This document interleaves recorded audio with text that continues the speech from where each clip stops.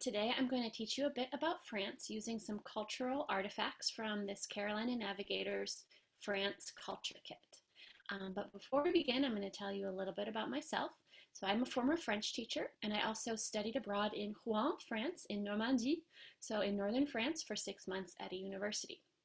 Also, before I get started, I'm curious, what do you already know about France?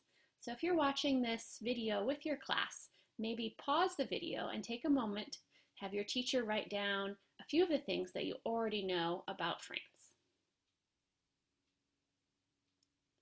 So when you come back, now that you're back, I'll give you a few basic facts. So France is located in Western Europe.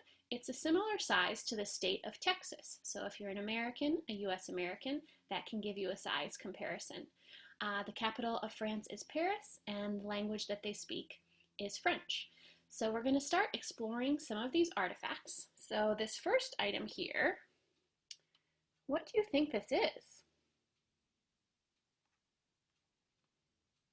It's actually a pencil case, which is called une trousse in French. So inside there are some pens and pencils.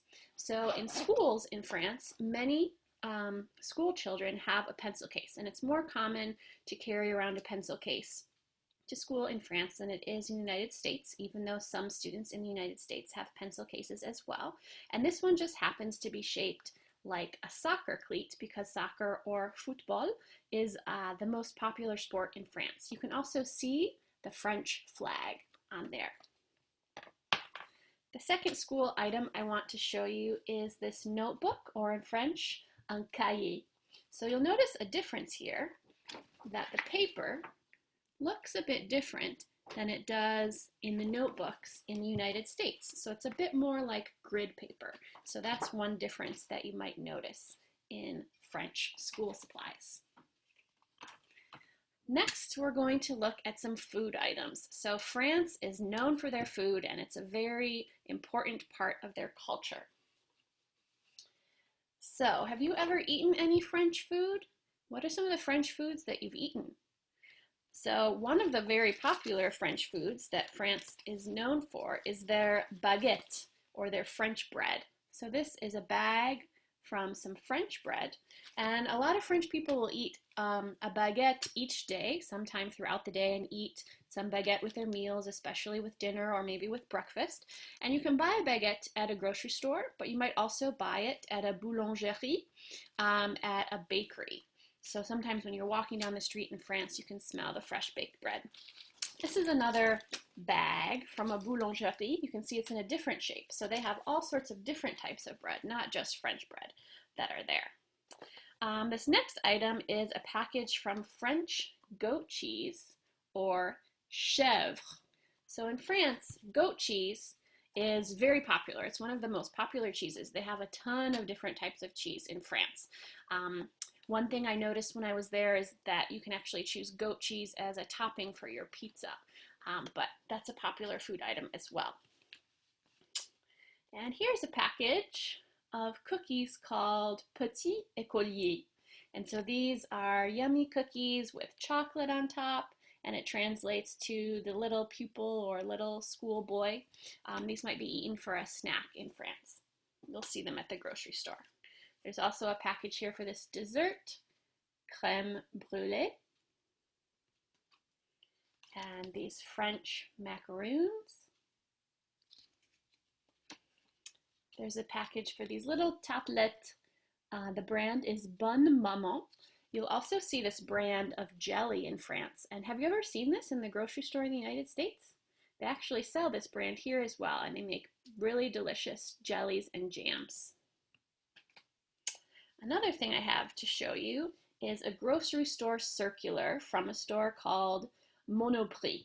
So in France, they have small specialty shops where you might go just for bread, like la boulangerie, or just for cheese, the fromagerie. But you can also go to a regular grocery store, like you might see in the United States. One of them is Monoprix, and there's another big store called Carrefour, where that might be kind of similar to a super Target or a super Walmart. Sometimes you can buy additional items and not just food. I also have here a reusable grocery bag. So it's common in French grocery stores to bring your own bags, just like it's becoming more and more popular here in the United States, to be concerned for the environment. And you can see also on this bag is the Little Prince, or Le Petit Prince, that you might recognize from a story that's popular here in the United States as well. All right, let's move on to some everyday items. So when you're in France, you will use euro coins, and I'm going to show you some of the different coins and denominations. So this one is a €2 coin. So we don't have coins. Our biggest coin is 25 cents in the United States, but they have one for €2, for €1. There's also a 20 cent instead of a 25 cent. 10-cent coin, like we have, a 5-cent coin. Then they also have a 2-cent coin, which we do not have, and a 1-cent or penny coin. So those are what the euros look like. And €1 would be equal to around $1.17 right now in 2020. There's also bills, which maybe you can look up and see what the euro bills look like. And the euros were introduced in 1999. They're used by a variety of countries within the European Union. And before that, the French used francs. And while you're in France, you might see some French newspapers. So here's one called Le Parisien, and I believe this is the most popular newspaper in France. There's also this one called Le Figaro, which is the second most popular. And another newspaper in France is called Le Monde, which means the world. All right, let's move on a bit to transportation. So in France, there is a lot more public transportation available than in many cities in the United States. In the United States, in big cities, sometimes you can use the subway and the bus system, but in smaller cities, there may not be those options. So also in the bigger cities in France, there's more public transportation options, and not everyone might own a car because parking might be very limited, especially in big cities like Paris. So a lot of people will take the subway or le métro, or they'll take the train system. And in France, they have le TGV, or the train de grande vitesse, which is the high-speed train, which they can take across France around 200 miles an hour. So it goes quite quickly, and it's a great way to travel. It's more common in France to take the train than the United States, and in France, the train is a great option. Instead of just flying everywhere, you can take the train between cities in the country, and you can also take the train to other countries in Europe. There's also buses that you can use within the city, and then longer buses with longer trips where you could take a bus from one country to another. So here is an example of a metro ticket. You can see that there. So a metro ticket costs around €1.90 in euros. You can also buy un carnet, which is a packet of 10 metro tickets in Paris. And that would be a little bit cheaper at $14.90 if you buy a packet. So if you're going to be going to a lot of different places, you could buy a packet of tickets. And then this one is a little bit more expensive. This is a ticket to Versailles, so a little bit outside of Paris, a little bit further. Also here we have a train ticket, which you can see here in the corner says SNCF, which is the name of the train company in France. And on your ticket, you have the price of the ticket from where you're starting and where you're ending, and you have to composter le billet, or put it into this little machine and make sure that it's marked that you're using it while you're on the train. Also, when you're on the metro or on the train or on the bus, sometimes someone will come around and check and ask to see your ticket, so you want to hold on to it until the end of your trip. And as we continue with transportation, like I mentioned before, scooters are also very popular in France, and you can get a license to ride a scooter, not a motorcycle, but a scooter, usually when you're 14 years old. One other interesting thing is sometimes there's food delivery by scooter. So you can see here they have Domino's in France, and those are some deliveries there as well. And here we also have a picture of some recycling bins that you might see in a city. The French are very good about recycling and the environment, and have different bins for different types of items. When you're out and about, you can recycle those items. Also here we have a picture We talked about food earlier, but of a market. So an open air market, which is also common in France, like a farmer's market here in the United States where you can buy a lot of fresh produce. There's also some pictures here of some cars called smart cars. Have you ever seen these on the road in the United States? They're much smaller. You'll find that in France, a lot of the cars are much smaller than in the United States, and there's also less vans and SUVs that people drive. And one reason for that is that in France, gasoline prices are usually quite a bit higher than gasoline prices in the United States. So that's a motivator for people to have smaller cars and also to use more public transportation. Here we have a picture of a train that I talked about, and the bottom is a map of the TGV, the different train lines that go across France. And on the back here, there's more information on the rail system. All right, next, let's talk a little bit about some famous people and art and literature. So this here, do you recognize this guy? So this is a little finger puppet of Claude Monet, who is a famous Impressionist artist in France. And he might be known, you might know him for some of his paintings, like the water lily painting is a popular one. And his name was actually Oscar Claude Monet, and he was born in 1840, and he died in 1926. And he did a lot of plein air, or open air landscape paintings. And in the culture kit, we have a little memory game of some of Monet's paintings. So we'll see if you guys recognize any of the other ones. It's a little hard to see in the light.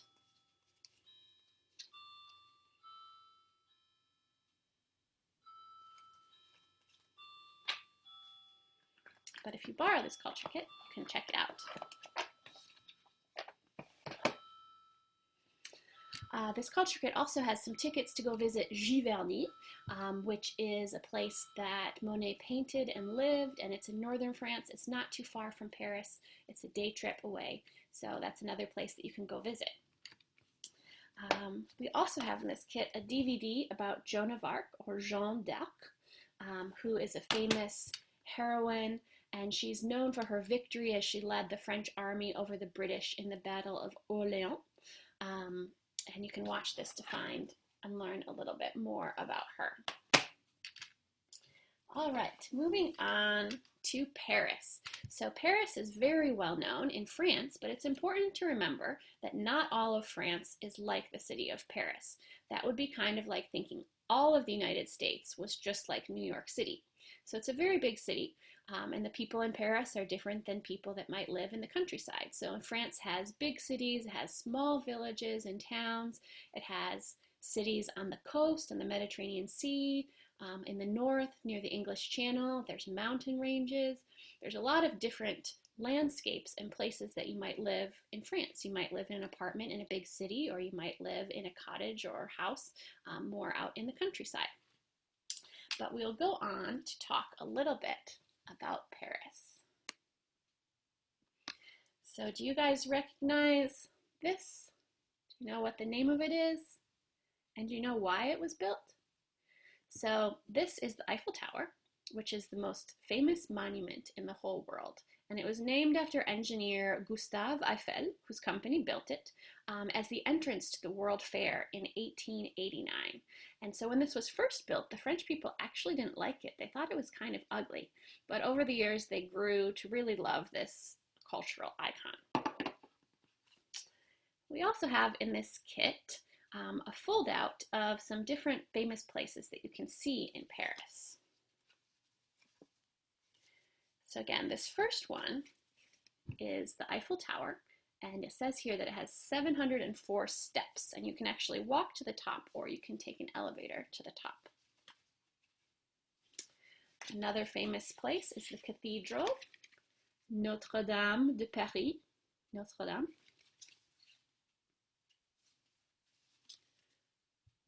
The Louvre, which is a famous museum, and in the front you can see the glass pyramid. And inside the Louvre, you can see the Mona Lisa painting, which is very famous. Let's open it the other way because there's more on this side. Here we have the opera, or l'Opéra de Paris, and there's a lot of famous shows there, and this was opened in 1875. The Arc of Triumph, or l'Arc de Triomphe, and this was built in honor of those that died in the French Revolution and the Napoleonic Wars, and it's home to the Unknown Soldier, and it's a meeting point of 12 different avenues in Paris, including the Champs-Élysées, which is a famous avenue for shopping in downtown Paris. Here we have the Sacré-Cœur Basilica, which is a famous religious site. It's up high on a hill in Paris, and near the Sacré-Cœur you can also see Montmartre, which is an artist quarter, and you can see people painting and buy paintings in Montmartre.